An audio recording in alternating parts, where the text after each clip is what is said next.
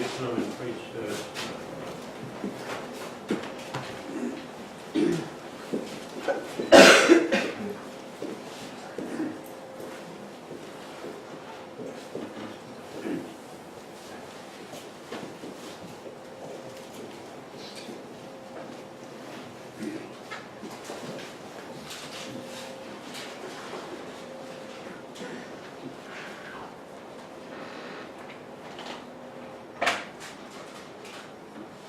Three more villages.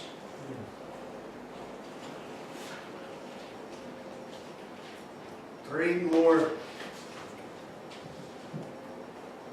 places to plow. Three more places to sow.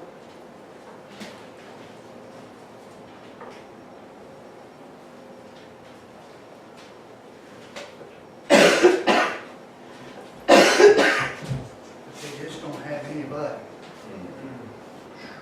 to go.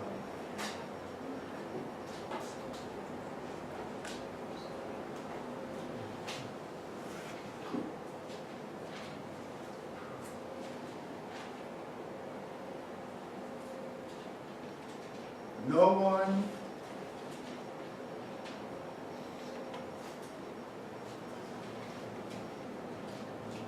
to stand in the gap. No one to fill in the spot that's needed.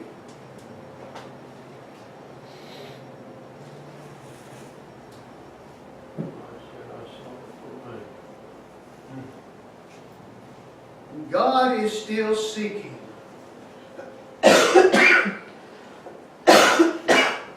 He's not just seeking to save, but He's seeking to send.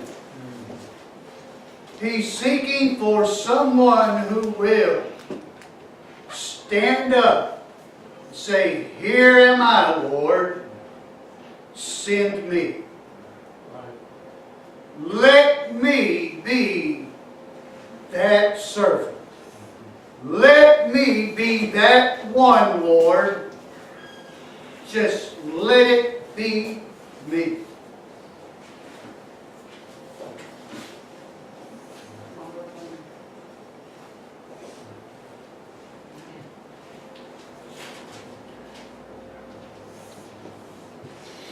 But you see, the Lord did ask the question, who will go? Jeremiah chapter number 8, we closed out with this verse last night. We'll begin with it tonight. Jeremiah chapter 8, verse number 20.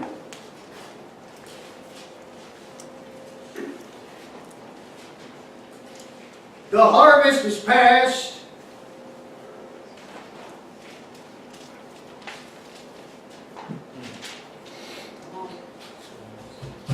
The summer is ended. And we are not saved.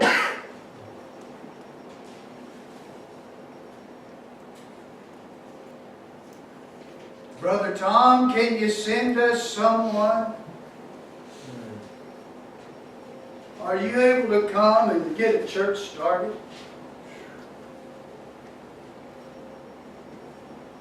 I don't know if you heard that or not, but I heard it. yeah, right. Yeah. The harvest is almost over with. The summer will be over.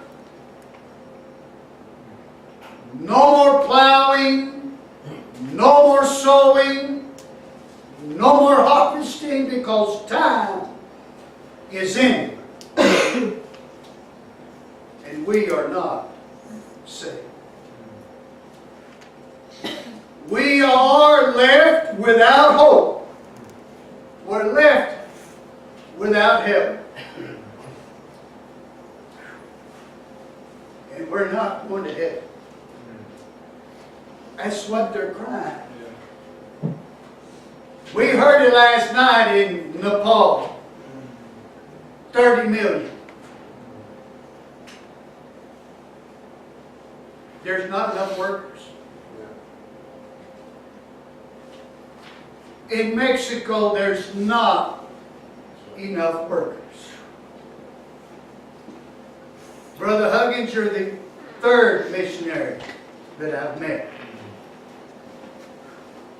for Brazil. Just the third.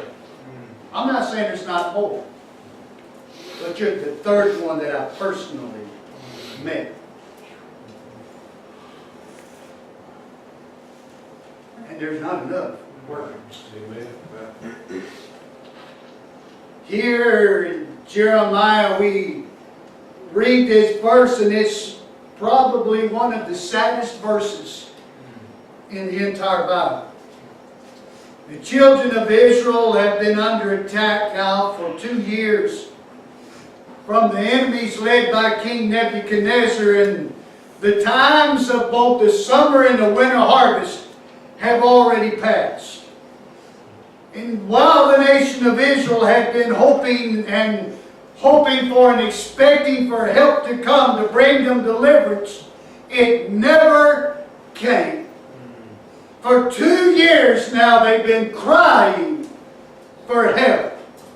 Here they had some listening to the radio station for a year, some 3 years, and they're crying for help. They're needing someone. They're hoping that God would send someone to help. And they're still waiting for that help to come. See, the entire nation was taken into captivity at this point. Now Jeremiah is weeping and with a broke heart. He's crying for his people. And he's crying about the condition of Israel. The nation as a whole had turned to idolatry. They had turned their back on God, and they're serving and worshiping idols that were false gods, those that were contrary to the command of God. And it doesn't matter what country that you go to today, it's the same. We find it here in America and in every other country of the world. They've turned their back on God. They're worshiping false gods.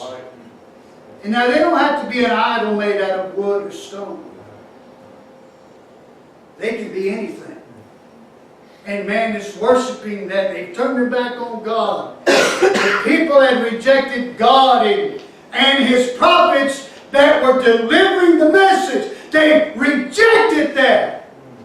And now God had put His people into captivity.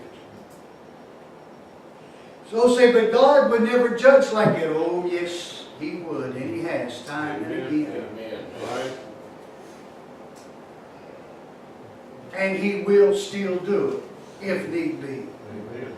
For this one reason, He wants to call people back to Him.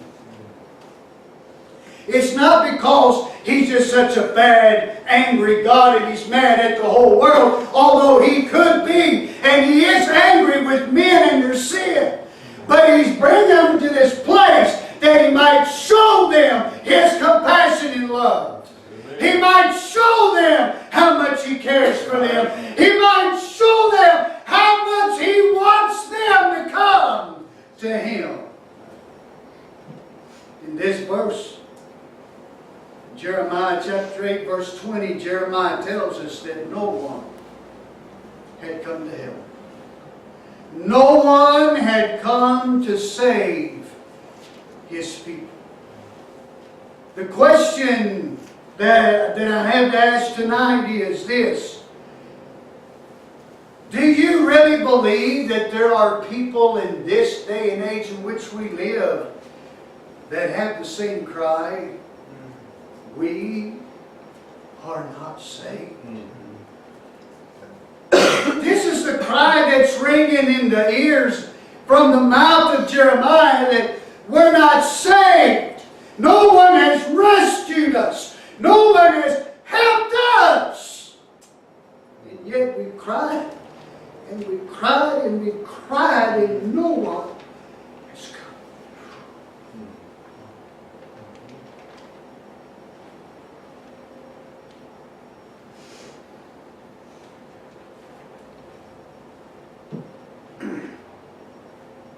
like to try to deal with this topic tonight on the lost harvest.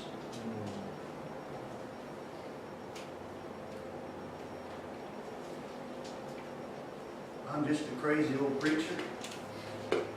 I'm crazy, and they ain't never got over.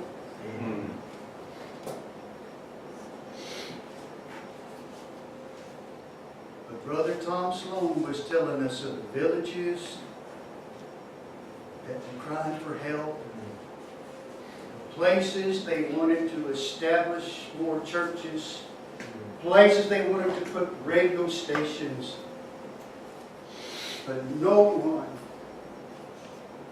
is available.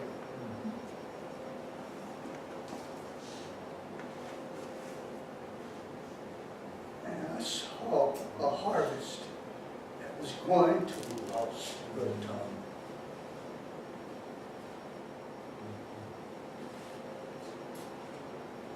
Souls that would perish, would die without God, without salvation. Brother Tom, I saw. That's what I saw. That's what I heard tonight. There's going to be a harvest that's lost. I don't know. I know Brother Tom has seen it for sure. Raising gardens and stuff while he was growing up and being in farm country, but you see the farmers and they plant large acreages of crops, and then you drive by when you know it's harvest time and there's no one out there gathering in. And then you drive by when the harvest time is over and you see those same crops have rotted on the vine. There's lost. Absolutely useless and worthless. Because no one cared enough to go out and gather in.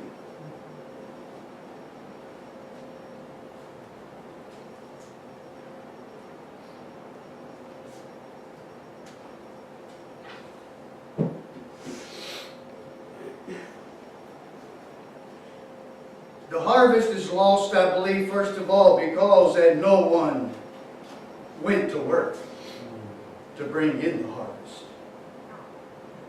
You see, we have churches that are full of people that have been taught the Word of God, Brother Johnny. We've seen them while we were on deputation across this country, and you fellas have seen them. We know churches that are full of young men that have been taught and trained in the Word of God. But they're sitting on the pews of their church waiting for one opportunity to stand as the pastor of that church only. They don't care about going out and reaping any other harvest. They want to take that one spot. And there's churches full of them. It's not that they're not able to do it. It's not that they don't have enough knowledge in the Bible or enough training. It's just that they're not willing to go and work in the field. I remember as a young man, I used to be young. I used to have darker hair than what I have now. But as a teenager, I remember sitting in churches. I'm talking about in the Houston area, okay? Where you could go to youth meetings and there'd be at least 6, 7, 8, 9, 10, 12 young men that God had touched. And God had called to preach, and they had the power of God on them. They were trained and they were being used. But very few ever did anything with it. Right. They just stayed put. Amen. Even when God was calling them to rise up and go, they just stayed put. Yep. I never have understood. Yes. Even as a young, after I got saved, right after I was saved, the missionaries that came through our place. His name was Wayne Glenn. He was going to Honduras. The first missionary ever come through. I hadn't been saved long, but you know, when I saw the slides and he said, hey, we'd like to have a group of teenagers come down to Honduras, spend the summer and help us. You know what I wanted to do? Amen.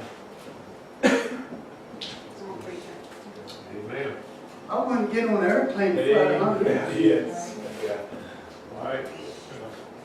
All the Spanish I knew wasn't worth somebody listening to. But I was willing to go. Then Brother Sonny French come through from Mexico and bringing and calling for more help. Hey, I wanted to go. Then we had Brother Gerald Rose from Peru come through. And yes, again, I was the first 3 or 4 missionaries that ever crossed my path after were all going to Spanish-speaking countries. All different ones, different parts, but that didn't make any difference. They could have come from Africa, and I still would have wanted to go. There was a fire there burning inside of me.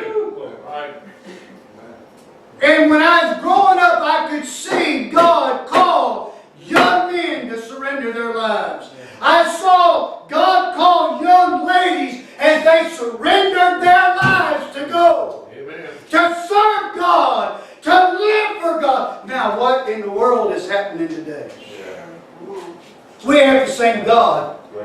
He has the same power, and He's still trying to call people to go work in the field. But you know, we'd rather just stay put because we're comfortable where we're at, and we don't want to get and leave everything that we know and go someplace where I can't speak the language and I don't like the food. That's why I know God hadn't called me to go to China or Japan.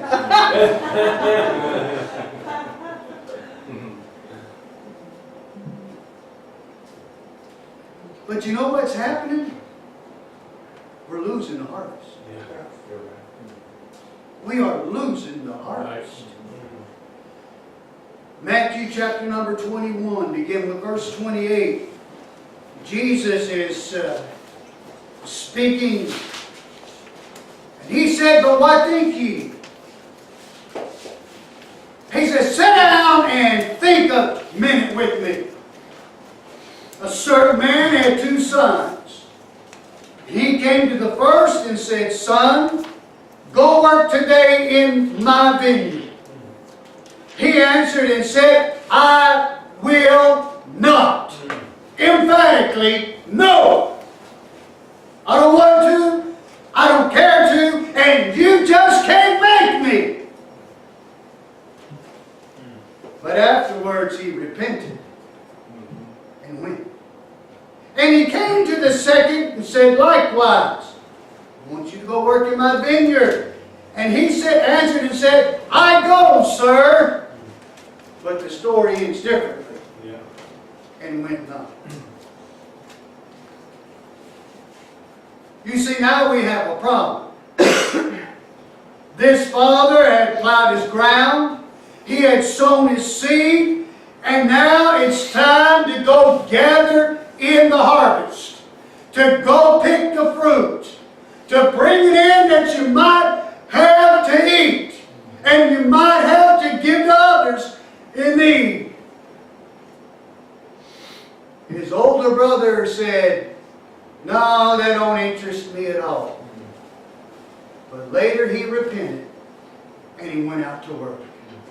And the younger son said, okay, Dad, I'll go do what you ask of me, but somewhere between the time he started to leave the house and go to the field and he got to the front door, he changed his mind and decided, I'd rather go back in the house and play video games. I want to be a idiot.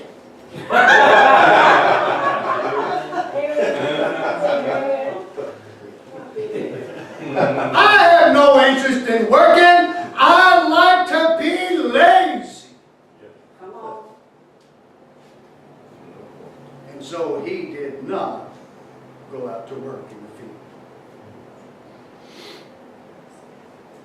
His older brother went out and began to labor through the day.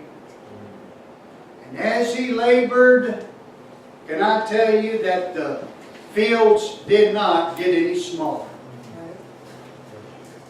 The harvest did not seem to diminish any at all.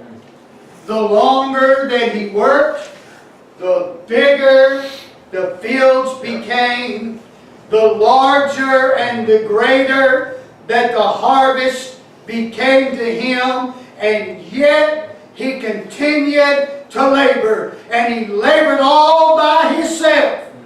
Didn't have anyone to help him, because his brother said, "No, I refuse to go now. I don't want to go." So can I tell you that at least half of all that harvest was lost? At least half.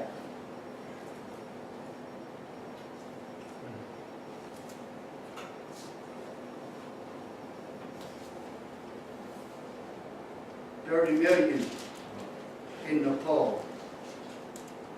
There's not enough workers to gather in half.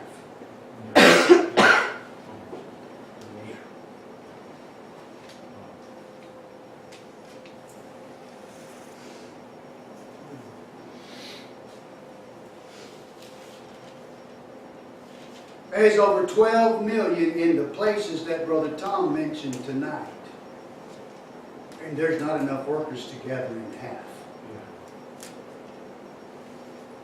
Brother Huggins is going to Brazil. Like I said, he's only the third missionary I've ever met going.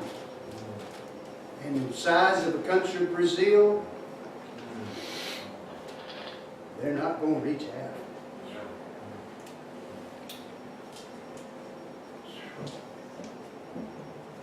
Because someone decided to stay home instead of obeying the Father's command.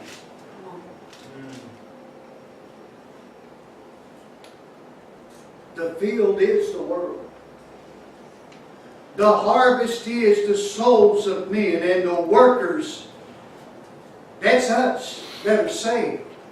We call ourselves Christians, but we sure don't want to follow after Christ. Because He went, the Bible says, He went into every village, He went into every town, He went into the cities, and He had one thing in mind: to reach out to save the lost. He came to seek and to save that which was lost. That's what He came to do. But we say we're Christians, but we just as soon let the world die and go to hell than to get up and go do something about it.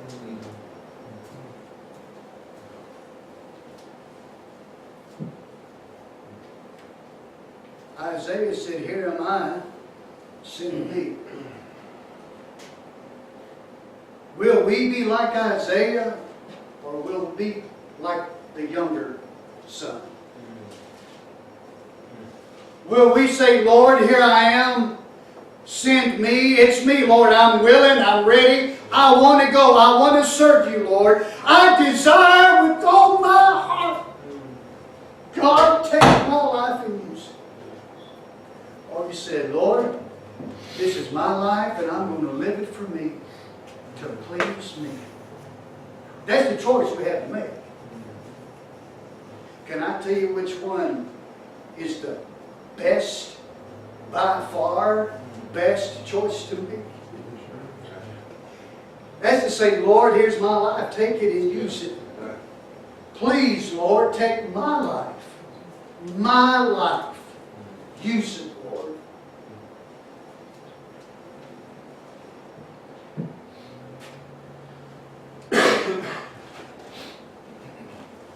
I have really but one great burning desire in my heart.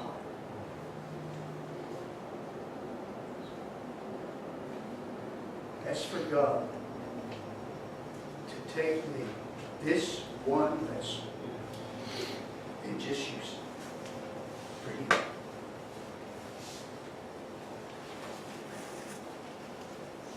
I've never desired to be rich. I've never desired to be famous. I've never desired to be some great somebody that everybody knows, because they wouldn't like me anyway. But Lord, just take my life and use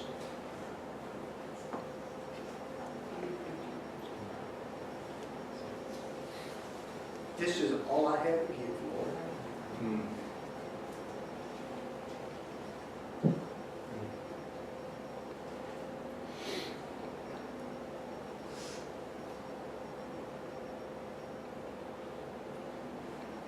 The hardest thing in the world to do is to slow down. Once you've been busy for the Lord.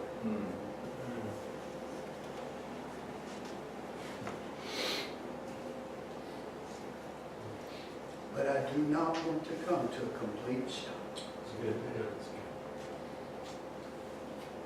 I may have to slow down, and I may have to rest. But Lord, give me enough strength to get right back up. Pick up the sword. Get right back in the battle. Lord, give me a basket. Give me a tote sack to drag behind me to work in the field, to gather in the harvest.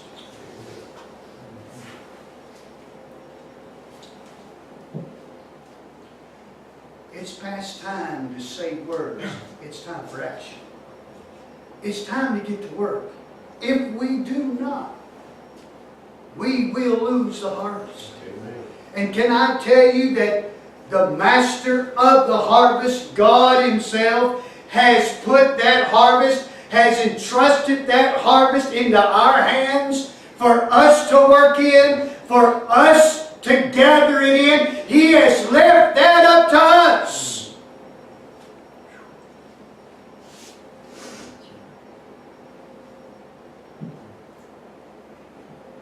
Much time has already passed. And we really do need to be in a hurry to work in the harvest, to gather it in, before not only our time is finished, but before the Lord comes again and receives His own in the rapture. The harvest is ready. The Lord did say the harvest is white, all ready to harvest. The harvest is ready. It's time now. But again, where are the workers?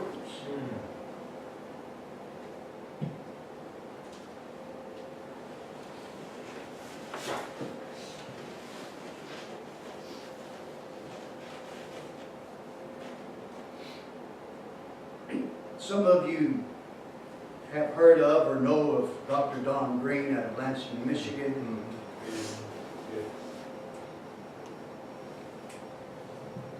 I was sitting talking with him one day, and he was telling me about his daughter, about Mary. This was before she had married John Gray.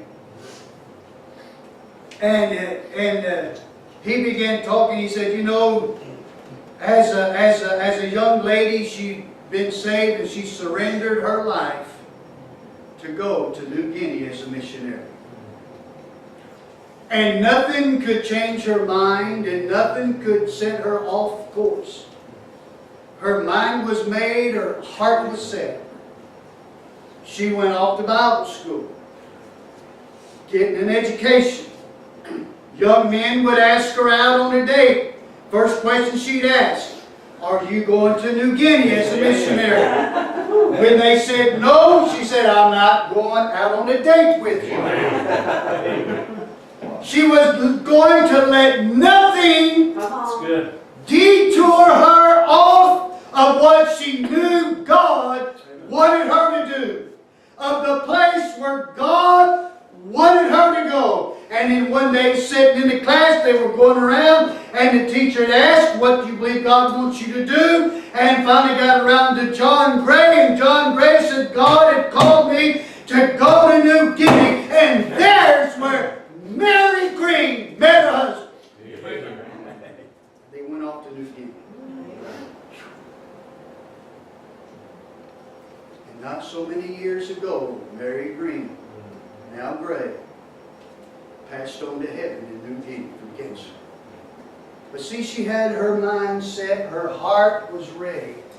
New Guinea is where God wants her. And nothing is going to stop me from fulfilling the purpose and the plan of God for my life.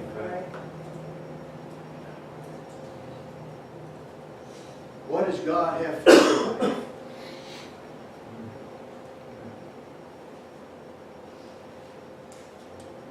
What does God want you to do for Him? Where does He want you to serve Him? You say, I don't know. Don't you think it's time to start asking? You'll never know unless you ask. William Carey said this. He said to find the will of God for your life, you need two things. First, you need a Bible. Second, you need the map of the world.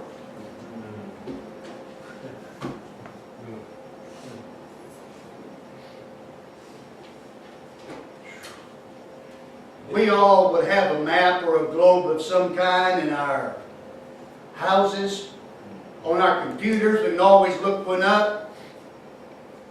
And we don't mind looking at different places in the world. But we leave this out. We don't want to look into here. Yes. But you see, this is where God's going to speak to us from. He's going to use this. Amen. Then He's going to point us in the direction we need to go. And can I say that the harvest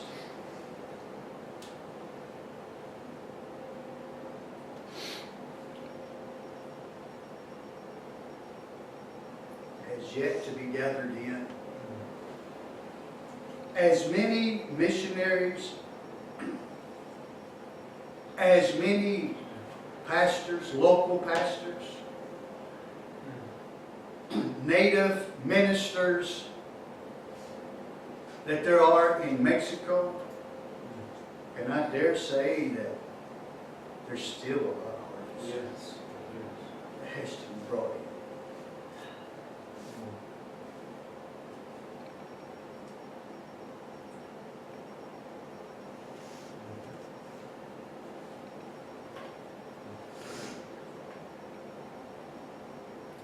The harvest is lost because no one went to work.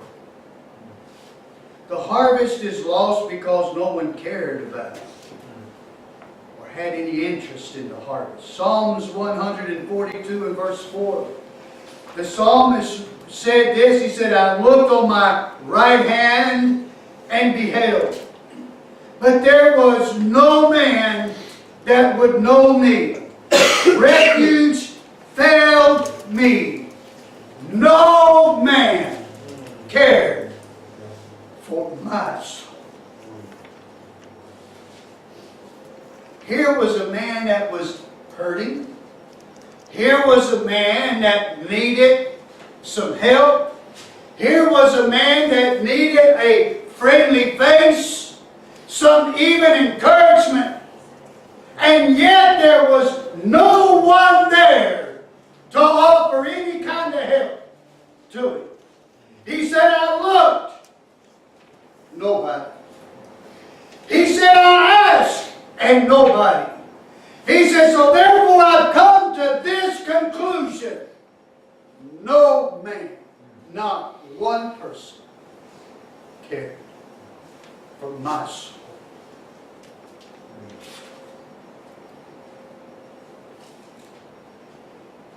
You see, this week we're here to find out how much this Faith Independent Baptist Church really care for the souls of the lost around this world.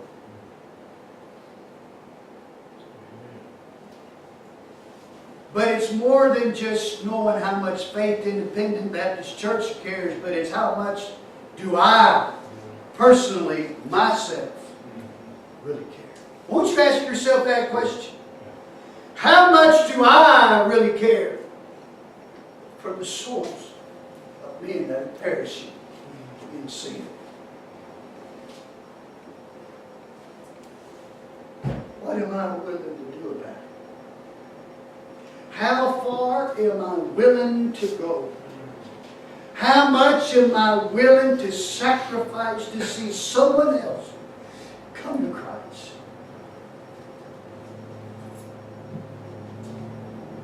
Do we really care? I mean, do we really care? Are we concerned enough to get up and do something about the harvest that is going to be lost? You see, there's only two places for the soul to go once they leave the body. They're either going to heaven or they're going to hell. That's it. To some people, they think death is ending, it's all over with. Oh no. It's really just starting. Right. Just suppose with me that God was interested in lost souls, but was not interested enough to send His only begotten Son. The only one that can save us, to give His life as the perfect sacrifice for our sins. Could we really think, could we really believe that God has full interest in us? If all He said was, yes, I love you and I'm concerned, but yet He did absolutely nothing about it, what would lead us to believe that God really was concerned about us? See, our actions prove to others whether our love for God is genuine and real or not. We can talk every day about how much we love God. We can sing all day long, every day of the week, oh, how I love Jesus. But if we do nothing to carry the gospel to this lost world, all we have is talk and words that have no value. They mean absolutely nothing. But God loved the world so much, and He proved it by allowing His Son to die on the cross. You see, God allowed it. Not only did God allow His Son to die on the cross, but God was pleased with that death. Because it was the only way that man could be redeemed. By the shedding of blood was the only way our sins could be washed away, and we could be forgiven, and we could be brought back to fellowship with God. It was the only way. Amen. And God was pleased with the death of His Son on the cross. You see, His compassion for us moved Him to do something about His concern for us. It was more than just talking for God. See, God so loved the world that He did give His only begotten Son. He gave His best. That was His best. There wasn't anything better in heaven than Jesus Christ. And Jesus Christ loved us so much that He did more than give His best. He gave His all.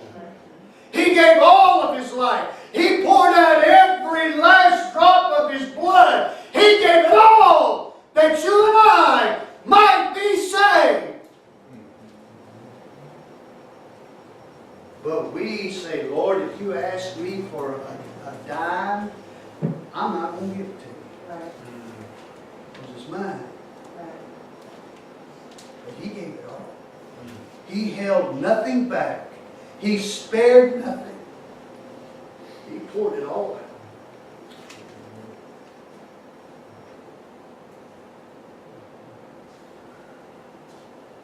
Brother Tom told us, and I didn't know this, but Tom, I was going to ask you how your father was doing, and now I know he's doing pretty good right now, isn't he? Amen. 34 years pouring his life out. Then it's yours.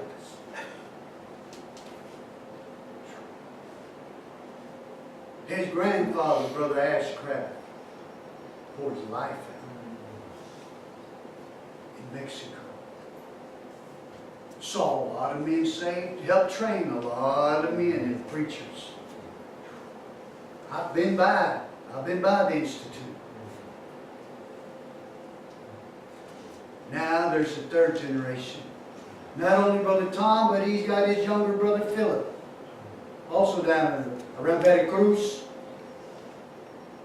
laboring in the field. Still working to bring in the harvest.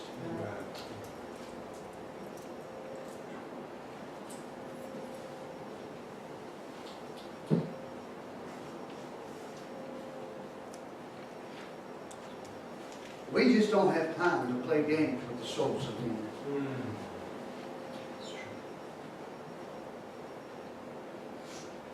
You stay home and play your video games if you want to.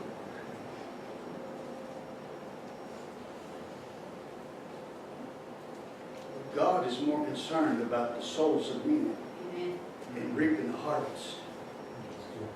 God has a field. God has a place for each one of us to work in. God has a harvest for us to gather in. Now I would like to know is, do you desire to fulfill the will of God for your life?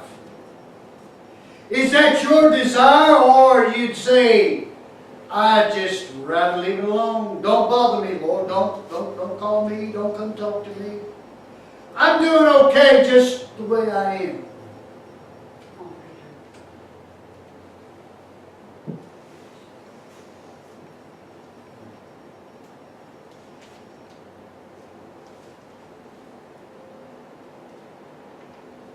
But I remember the night that I was saved.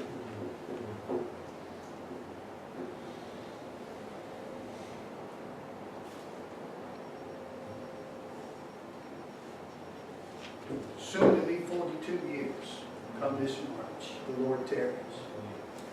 The night that I asked the Lord to save me, that very night, I did more than just ask Him to save me, Brother Tom. Because He loved me so much that He did save me when I asked Him. I didn't deserve it. I did everything that a man could possibly do to let God know, I don't want you in my life, just leave me alone. And yet,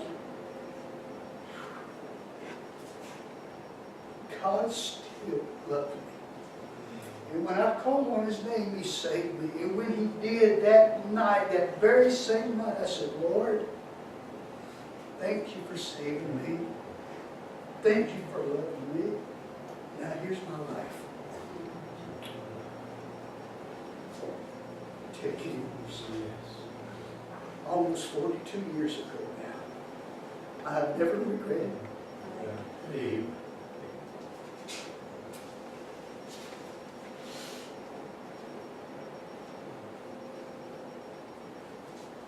Not one day have I ever regretted giving God my life. Not one day have I ever regretted serving Him. Not one day.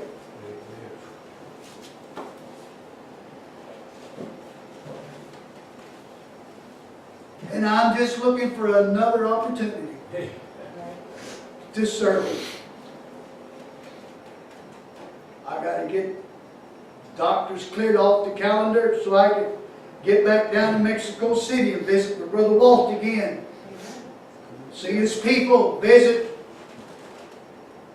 See the church building, see the new group of people that's there.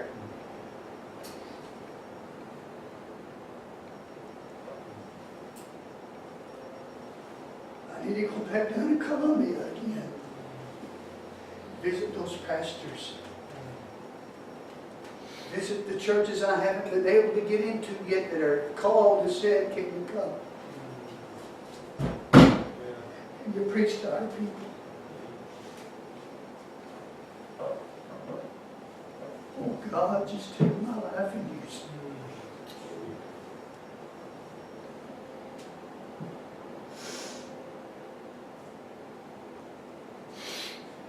I wonder, is the harvest that important to you in your life?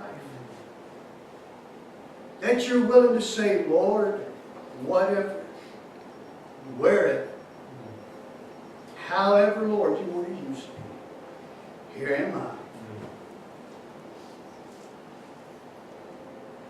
believe the harvest is lost because no one prayed to the Master to send workers in the harvest.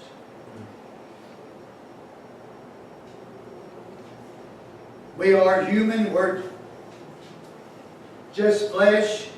And we do live lives and we get in a hurry, and sometimes we just get so wrapped up in ourselves. Wrapped up in whatever it is that we're doing that we don't stop long enough to think about somebody else. And we just don't stop long enough to pray.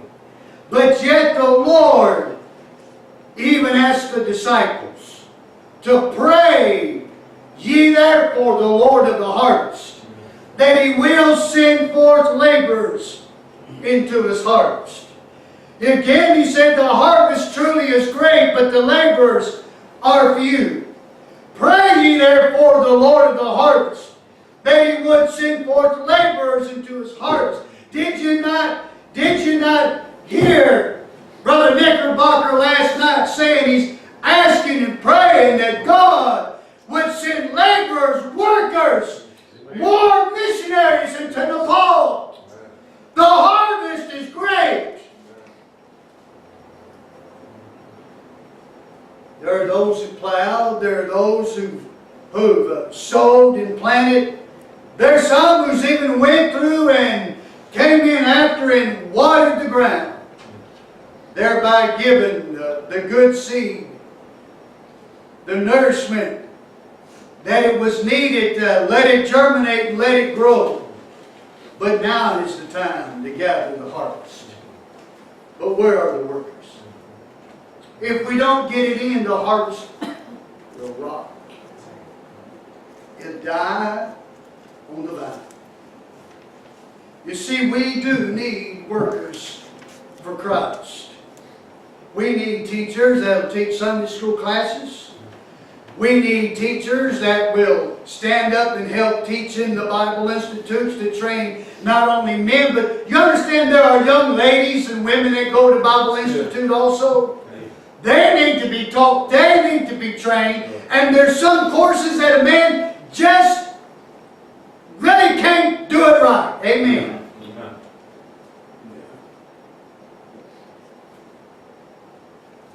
I speak from experience. I was in St. Lucia as pastor, and there was females I had to deal with, and some subjects I had to walk very carefully or leave some alone.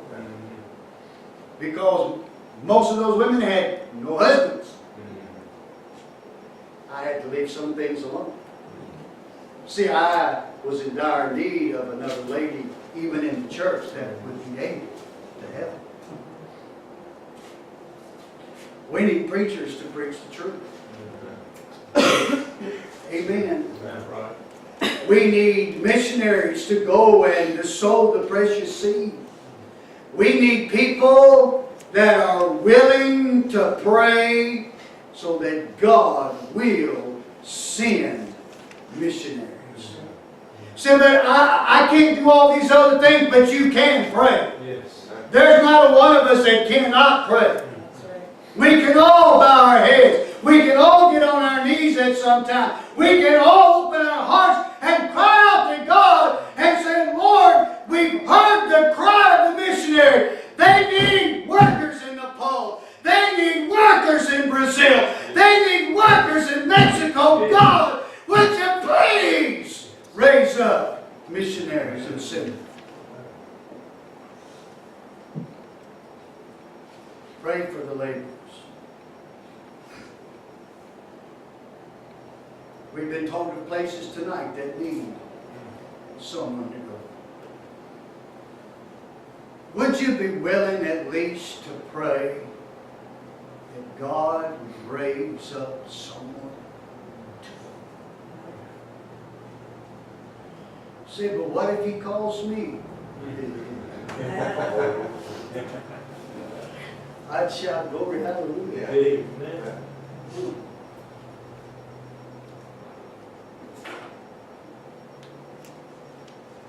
You say, well, we hope God calls you and lets you go. Guess what? I hope so too.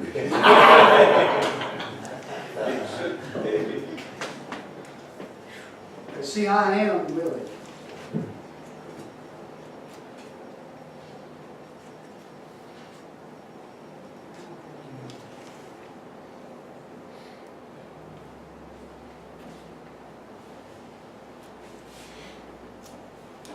See, that's why we're losing the harvest. No one's willing. Amen. No one is willing anymore. We're satisfied with what we're doing and where we're at. Yeah. We don't want to leave the comforts of our surroundings and everything we know to go and reach out to someone that we've never met, we've never seen. And when we first get there, more likely we can't even talk to them. And yet God loves them too. Last of all, I believe the harvest is lost because, y'all gonna love this one. No one gave to help bring in the harvest. You heard Brother Tom, he's come to the States having to raise money. Get these radio stations built.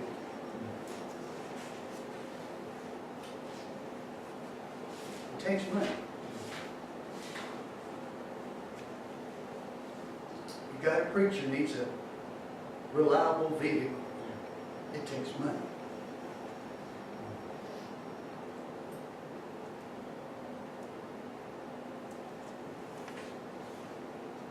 Philippians chapter 4, and beginning with verse 15, Paul's writing to the church at Philippi, and he said, "Now ye Philippians know also that in the beginning of the gospel," Paul says, "when I started out preaching, when I departed from Macedonia, no church communicated with me as concerning giving and receiving, but ye only." Praise God. There's one church that wanted to help the Apostle Paul travel down the road to reach somebody else. He said, "But you're the only ones, you're the first one." He said, "I want you to know, I thank God for you. Amen.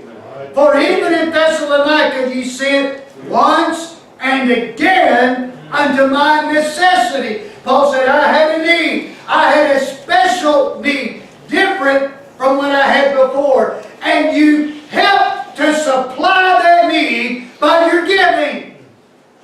They opened up their wallets. They dug in their bank accounts. They took out from their savings and retired to help the Apostle Paul in his need. Glory to God. Verse 17.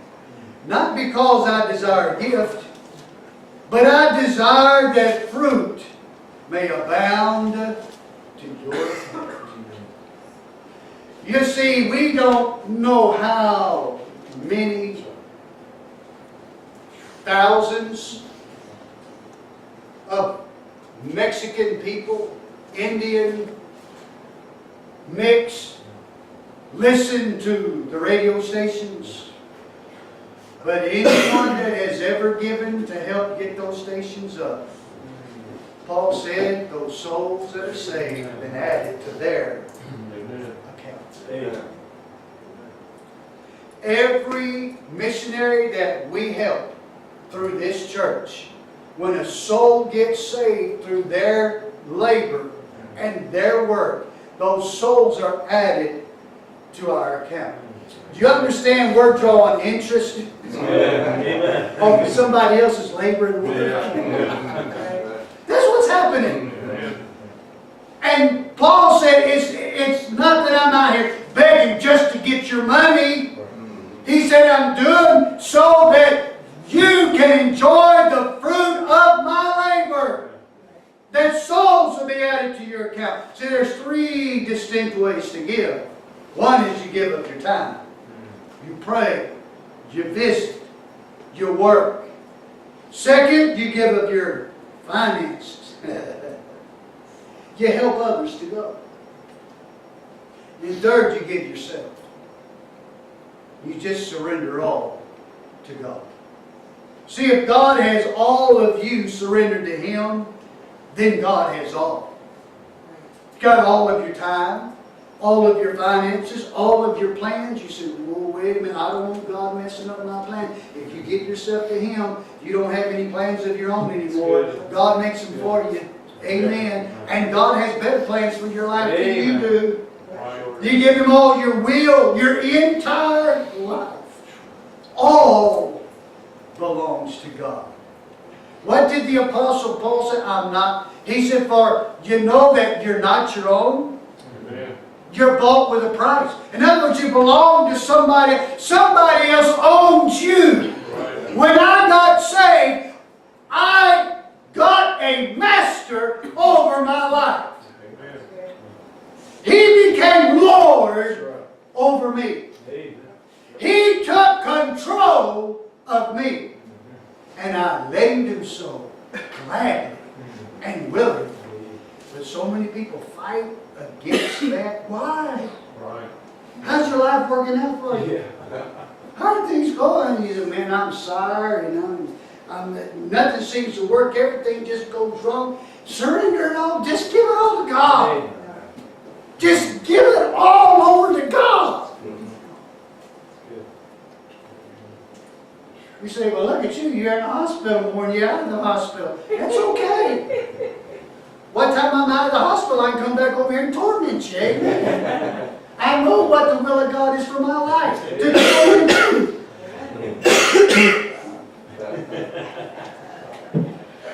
You say, well, I wish God would really send you somewhere else. Yeah, me too at times. No, but I'm telling you, my life has been better since God has control. My life has been better since God has control. Can I tell you that in Luke chapter number 10 and verse 2, again the Lord's talking to His disciples. He said, the harvest truly is great, but the laborers are few. Pray ye therefore the Lord of the harvest that He would send forth laborers to His harvest. See, when Christ saw the harvest, He looked at it with His eyes. He saw. He did not scold. He did not reprimand His disciples. But He did instruct them to pray that more workers would be sent to gather in the harvest.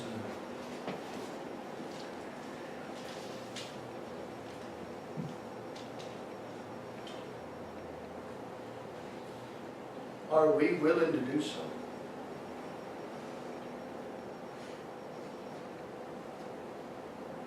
This brother only asked us to pray just a few times for Nepal and God to raise up workers. But can I tell you that it's going to take more than a few times of prayer?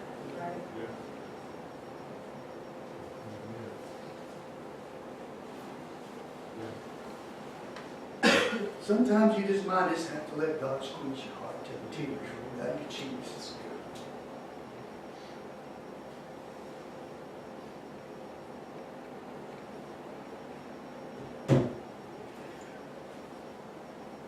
Joel chapter 3 and verse 13.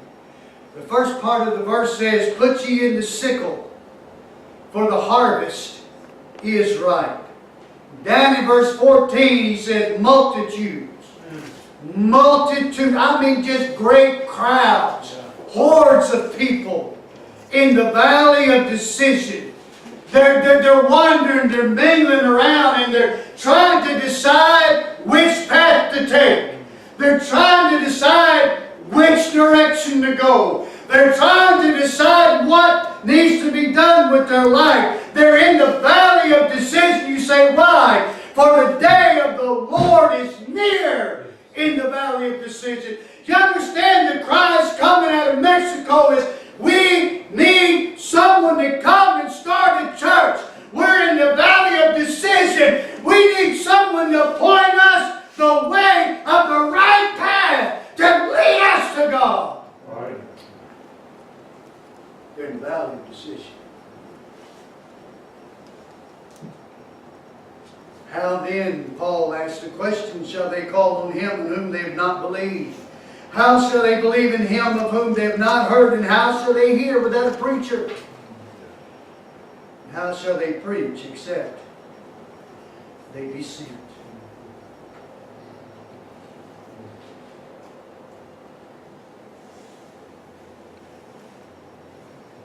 The harvest is ready. The fruit is ripe. And this is good. But if there are no workers, then the harvest will be lost. If no one cares, if no one enters into the field to work in these souls, without Christ will go to hell. The work is great. The time to labor is getting shorter. What will we do to help evangelize the world for Christ? Jesus even said in John chapter 9 and verse number 4, He said, I must work the works of Him that sent me while it is day. The night cometh when no man can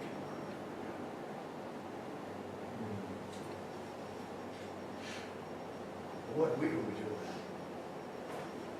do? What am I personally going to do about the harvest?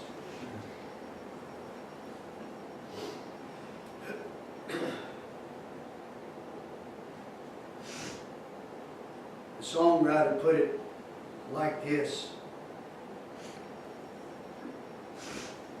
Un llamado llegue desde el turbio mar, da la luz, almas hay a quienes hay que rescatar, da la luz,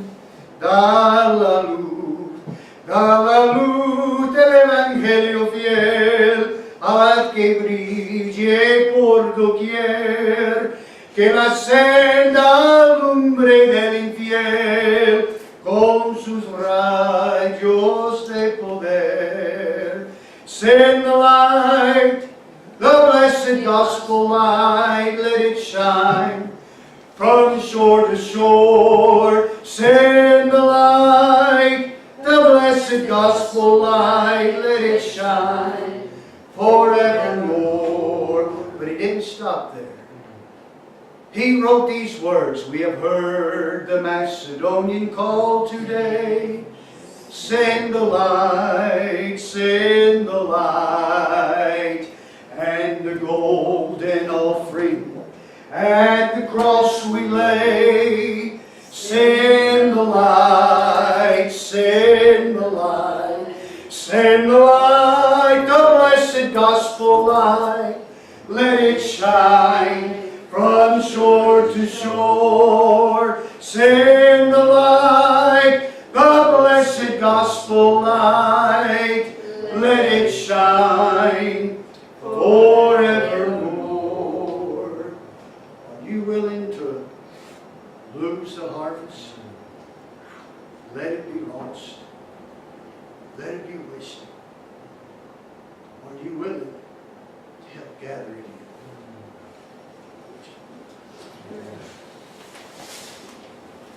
I was going to pick that up. Suppose